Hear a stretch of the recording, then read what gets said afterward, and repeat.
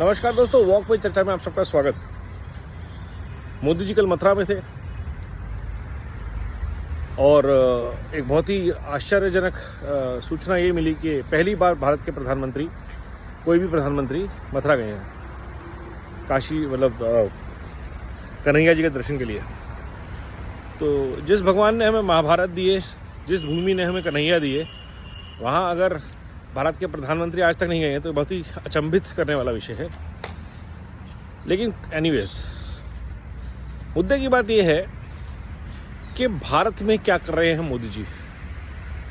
Globally economy is running on negative energies. अगर आप देखें तो हथियार, फार्मा, ऑयल इकोनॉमी ग्रोथ के लिए चाहिए।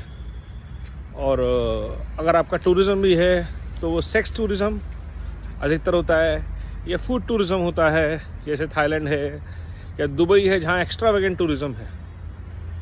मोदी जी ने क्या किया, सनातन भारत की परंपराओं को जागृत करते टूरिज़्म को लिंक किया है सनातन वैल्यूज से। तो आज टूरिस्ट आ रहा है वाराणसी, कल टूरिस्ट जाएगा अयोध्या, अब टूरिस्ट जा रहा है गया और बहुत भारी संख्या में जा रहे हैं।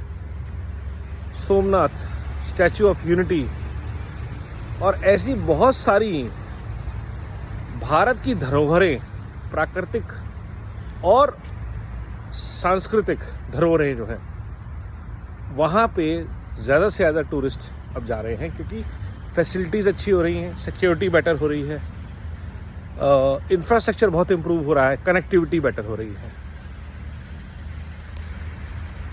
भारत की संस्कृति के 3 स्तंभ जो हैं, महादेव, प्रभु श्री राम और श्री कृष्ण,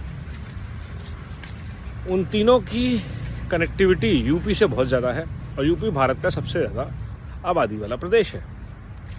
सबका स्टेट्स को अपने अपने यहाँ कल्चरल आइडियाज़ को बिल्ड करने का क्या एडवांटेज होता है, वो एक मॉडल ने प्रूव किया है। The tourism opportunities created by Sanatani सांस्कृतिक cultural tourism and projects like ODOP have created a reverse migration trend, जिसका नतीजा ये है कि दिल्ली में, NCR में आज की डेट में या बेंगलोर में द कॉस्ट ऑफ लेबर जो अधिकतर यूपी बिहार के होते थे बढ़ गई है।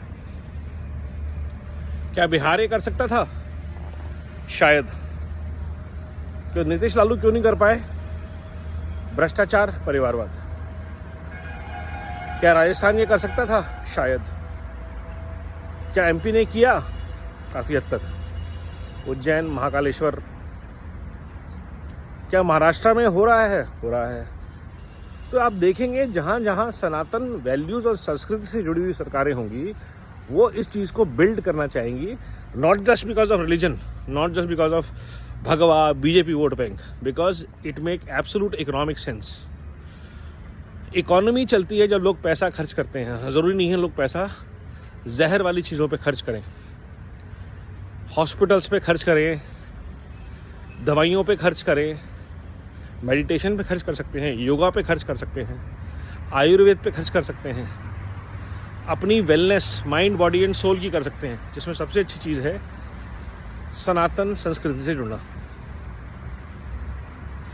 अब आप ये, अगर इकोनॉमी ऐसे चलना शुरू होती है भारत की और कहीं ना कहीं विश्व की, तो जितने नेगेटिव बूस्टर्स इकोनॉमी के लिए चाहिए कि जब तक वॉर होगी तो इकोनॉमी चलेगी, जब लोग बीमार पड़ेंगे तब इकोनॉमी चलेगी, ज़्यादा से ज़्यादा लोग गाड़ियाँ चलाएंगे तब इकोनॉमी चलेगी ताकि फ्यूल कंजम्पशन हो।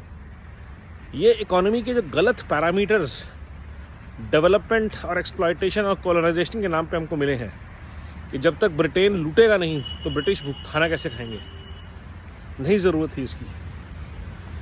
पॉजिटिव स्टिमुलाई इसको बोलते हैं, जब एक जगह आप कुछ संस्कार और संस्कृति की बात करते हैं, वहाँ लाखों लोग आते हैं और कुछ ना कुछ कार्यक्रम वहाँ चलते रहे। तमिल समागम जैसे कार्यक्रम, वर्ल्ड कप हुआ, एक पॉजिटिव स्टिमुलाई है। और गुजरात में तो शराब भी नहीं होती, तो इतना सक्सेसफुल आयोजन कैसे हुआ फाइनल्स का?